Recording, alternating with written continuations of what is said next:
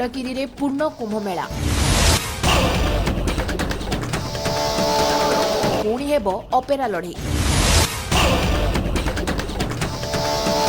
ଆସନ୍ତା 10 ତାରିଖରୁ ଫେବୃଆରୀ 26 ତାରିଖ ପର୍ଯ୍ୟନ୍ତ ଖଣ୍ଡଗିରିରେ ପଞ୍ଚକୁଣ୍ଡୀୟ ସ୍ନାନ ପାଳନ କରାଯିବ। ପ୍ରୟାଗରାଜରେ ମହାକୁମ୍ଭମେଳା ସହିତ ଭୁବନେଶ୍ୱର ଖଣ୍ଡଗିରି ପାହାଡ଼ରେ ସମାନ ସମୟରେ ହେବ ପୂର୍ଣ୍ଣ କୁମ୍ଭମେଳା। ବିଶ୍ୱ ସନାତନ ବୈଦିକ ଧର୍ମ ପରିଷଦ ପକ୍ଷରୁ ଆସନ୍ତା 10 ତାରିଖରୁ ଫେବୃଆରୀ 26 ପର୍ଯ୍ୟନ୍ତ ଖଣ୍ଡଗିରିରେ ପଞ୍ଚକୁଣ୍ଡୀୟ ସ୍ନାନ ପାଳନ କରାଯିବ। ସେହିପରି ବିଶ୍ୱ ପ୍ରସିଦ୍ଧ ପୂର୍ଣ୍ଣ କୁମ୍ଭମେଳା ଉଦ୍ଘାଟନ ହେବା ସହ ପ୍ରୟାଗରାଜ ତ୍ରିବେଣୀ ସଙ୍ଗମରୁ ପୂର୍ଣ୍ଣଘଟ ଜଳ ଆସି ଖଣ୍ଡଗିରିରେ 5ଟି ସ୍ଥାନରେ ସ୍ଥାପନ କରାଯିବ।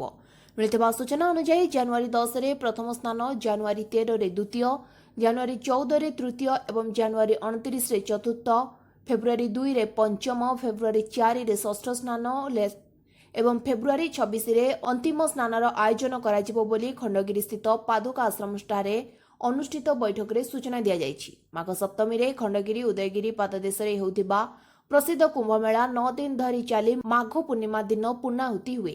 ଏହି ଅବସରରେ ସାଧୁସନ୍ଥଙ୍କର ସମାବେଶ ସହ ଲକ୍ଷ ଲକ୍ଷ ଶ୍ରଦ୍ଧାଳୁଙ୍କର ଭିଡ଼ ଜମେ। ଓଡ଼ିଆ ଯାତ୍ରା ଜଗତର ନାମୀ ଦାମୀ ଅପେରା ପାର୍ଟିମାନଙ୍କର ପ୍ରତିଯୋଗିତା ଏହି ମେଳାରେ ଦେଖିବାକୁ ମିଳେ। ମେଳା ଉପଲକ୍ଷେ 5ଟି ପେଣ୍ଡାଲରେ ପ୍ରାୟ 10ଟି ନାମୀ ଅପେରା ପାର୍ଟି ନିଜର ଶକ୍ତି ପ୍ରଦର୍ଶନ କରିଥାନ୍ତି। ଗୋଟିଏ ପେଣ୍ଡାଲରେ 3000ରୁ ଅଧିକ ଦର୍ଶକ ଯାତ୍ରା ଉପଭୋଗ କରନ୍ତି। ମେଳା ସମୟରେ 10 ଲକ୍ଷ ଦର୍ଶକ ପ୍ରତିଦିନ ଯାତ୍ରା ଦେଖନ୍ତି। ବ୍ୟୁରୋ ରିପୋର୍ଟ, ସ୍ୱତନ୍ତ୍ର ଓଡ଼ିଶା ଲାଇଭ୍।